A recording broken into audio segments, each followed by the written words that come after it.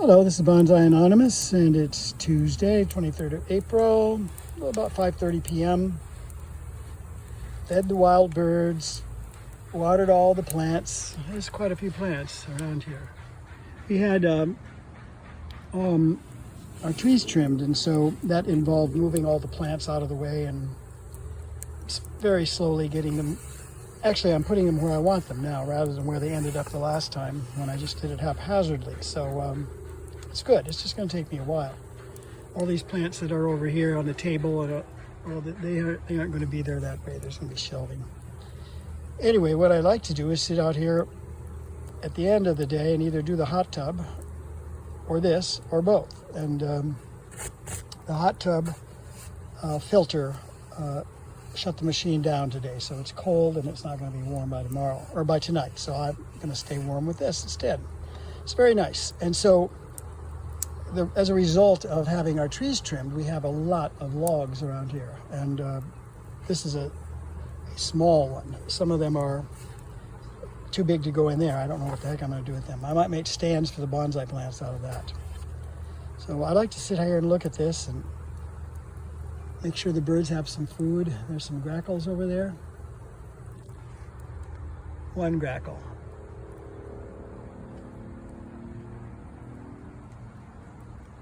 Sitting in the little picnic table one.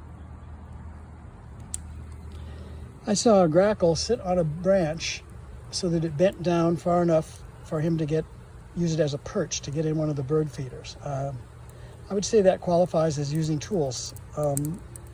Even if it was accidental, he went ahead and took advantage of it. So, yay, grackle. When I go to sleep at night, I have Alexa play me a crackling fire on repeat, and which sounds like this fire here. If I was smart, I would just record this and put it on repeat, but I don't want to get my camera that close. It's very hot. We went to a wonderful place in Boca Raton today that with a friend, and I highly recommend you do it if you want to relieve some stress and you're in the area. It's the Murakami Gardens.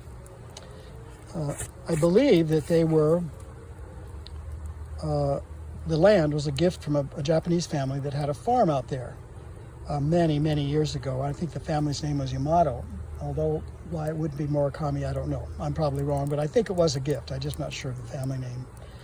And so this is a Japanese garden, and it has everything from bonsai, which are just fabulous. I just can't believe what they have there. They've also trimmed almost all the trees in the place, and it's many, many acres with paths and streams, and every tree, no matter how high, I think just about is trimmed in a bonsai style. So it's almost like a magical place.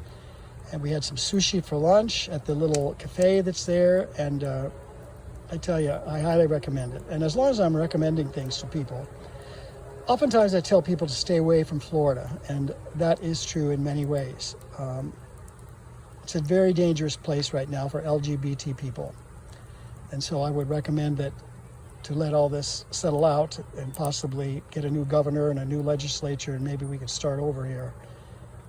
But anyway, be that as it may, at some point, if you get to visit Florida and you get to be in South Florida, I mean, you can go in Central Florida and do all the things that everybody does in Central Florida, Orlando and so forth. But if you get down here, Murakami Gardens is good for an afternoon for sure. And the other place is Butterfly World, which is a kind of a butterfly aviary where you go in a kind of an airlock. It's all screens, but you go inside not to let anything out, and the place is full of butterflies. And they are very, I don't know if you can call a butterfly tame, but they're tame. They come right up to you. And then that takes quite a while to walk around that because it's a wonderfully landscaped and incredible, really. I highly recommend it. And then at the end, there's another kind of place with lorikeets. And if you don't know what a lorikeet is, you should Google it. But they are beautiful little colorful birds, and these are tame.